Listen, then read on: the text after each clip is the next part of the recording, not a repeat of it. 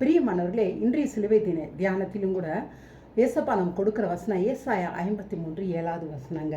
என்னன்னு கேட்டிங்கன்னா, ஆனாலும் தம்முடைய வாயை அவர் திறக்கவில்லை, அடிக்கப்படும்படி கொண்டு போகப்படுகிற ஒரு ஆட்டுக்குட்டியை போலவும் தன்னை மயிர் கத்திரிக்கிறவனுக்கு முன்பாக சத்தமிடாது இருக்கிற ஆட்டை போலவும் அவர் தம்முடைய வாயை திறவாதிருந்தார் அப்படின்னு போட்டுக்குதுங்க.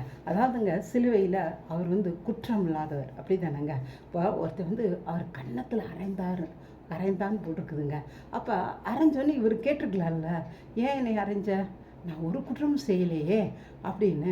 ஆனால் இவர் கேட்கவே இல்லைங்க. அவங்க அவ்வளோ அடிக்கிறாங்க, இவர் கேட்கவே இல்லை, அமைதியாக இருக்காங்க. ஏன்னா முன்னாடி காலத்தில் ஆடுகளை மயிர் கத்திரிப்பாங்களாம். அந்த ஆடு அந்த நேரத்தில் வலிக்குமா, ஆனால் ஒன்று கூட சொல்ல, அப்படி பாம்போட பார்த்துக்கிட்டே நிற்குமா. இவர் அப்படிதாங்க அமைதியாகவே இருந்தார். ஏன்னு கேட்டிங்களா, உங்களையும் என்னையும் அவர் நினைச்சாருங்க. நம்ம எத்தனை இடத்துல வாய் திறக்க முடியாமல் இருக்கிறோம். அவர் பாவம் செய்யவே இல்லை, செய்யாமல் அவங்க தண்டிக்கிறாங்க. ஆனால் அவர் பொறுமையாக ஏற்றுக்கிறார். ஏன்னு கேட்டால், நம்ம நிறையா இடத்துல பாவம் செய்து மாட்டிக்கிட்டு பேச முடியாமல், நம்ம குற்றவாளி ஆனபடியால் பதில் பேச முடியாமல் நிற்கிறோம். ஐயோ, நம்ம பாவத்து நிமித்தம் வந்த பிரச்சனை, நம்முடைய பாவத்து நிமித்தம் நம்ம குடும்பங்களுக்கு இவ்வளோ ப்ராப்ளம் வந்திருக்கே, நம்ம பிள்ளைகளுக்கு இப்படி வந்திருக்கே, அப்படிலாம் நம்ம யோசித்துக்கிட்டு இருக்கிறோம். கர்த்தர் சொல்கிறாரு என்னன்னு கேட்டிங்கன்னா, நான் உனக்காக அமைதியாக இருந்து உன் பாடுகளை நான் வாங்கிக்கிட்டேன். ஆனால் இன்னைக்கு நீ அமைதியாக இருக்கக்கூடாது, நீ வாயை திறந்து என்னுடைய வார்த்தையை தியானிங்கிறாரு. உனக்காக நான் அடிக்கப்பட்டிருக்கேன், அதை சொல்லும்போது உங்கள் வாழ்க்கையில் இருக்க பிரச்சனைகள் மாறுறதை பாருங்கன்னு அவர் சொல்கிறாருங்க.